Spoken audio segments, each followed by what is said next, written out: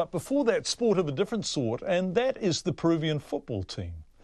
Arrived to a colourful welcome at Auckland Airport this morning. Not often you get to say that before their World Cup qualifier against the All Whites in Wellington on Saturday.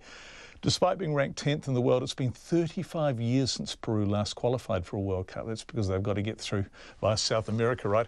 And they were taking nothing for granted, arriving with an entourage of 60 journalists plus sponsors, officials, supporters.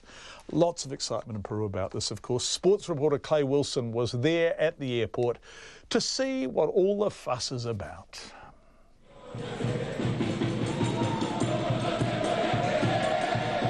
Clad in red and white, a small but colourful and noisy crowd gathered at Auckland Airport this morning to welcome their heroes ahead of this weekend's much-anticipated World Cup qualifier against the All Whites.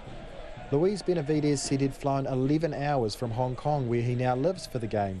He said winning the home and away tie would secure his team a spot in next year's World Cup after a 35-year drought. Football is their life, you know. Yeah. It's indescribable, you know. It's amazing the way they live football, the way they don't only live football, they dream football, they eat football, they do everything for football. There's a lot of young people that have never seen Peru in a World Cup, and it's going to be their first time. Well, I'm 46 years old. I already saw Peru in a World Cup in 1978 in Argentina and in 1982 in Spain. And you know, I have to wait for over 36 years to see Peru again in a World Cup. For me, it's amazing. You see, you can tell everything I've been doing, flying from Hong Kong, living the job over there, just to watch my team. Elmer Soto has lived in New Zealand for 28 years, and he said his loyalties would be divided in Wellington on Saturday night. This is just a dream come true, really. For us, as Peruvians, we believe that something like this, it just happens once in a lifetime. And Peru, I'm a Kiwi and also I'm Peruvian by birth, but I believe you know, it's difficult for me to see both sides in that way, but I believe still Peru will win. Because my heart is still Peruvian and Kiwi. Norma Top, a Peruvian who is married to a Kiwi, said fans were travelling from around the world.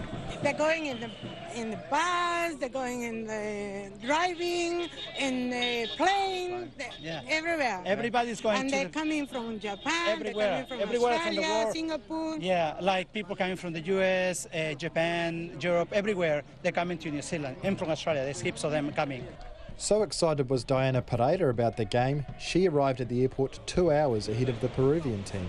The fun away sold out like 5 minutes online, so it was really, and there's still people looking for tickets, so yeah, it will be big.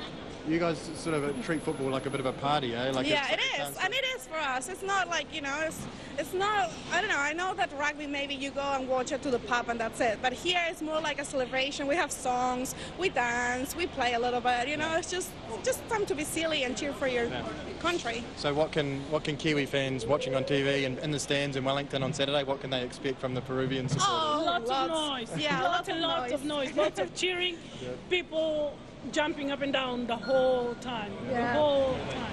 Peru is ranked 10th in the world. The All Whites are 122nd. The second leg of the home and away tie is in Peru's capital, Lima, on Thursday next week. Today was just a small taste of what awaits the All Whites when they get there. For Checkpoint, I'm Clay Wilson.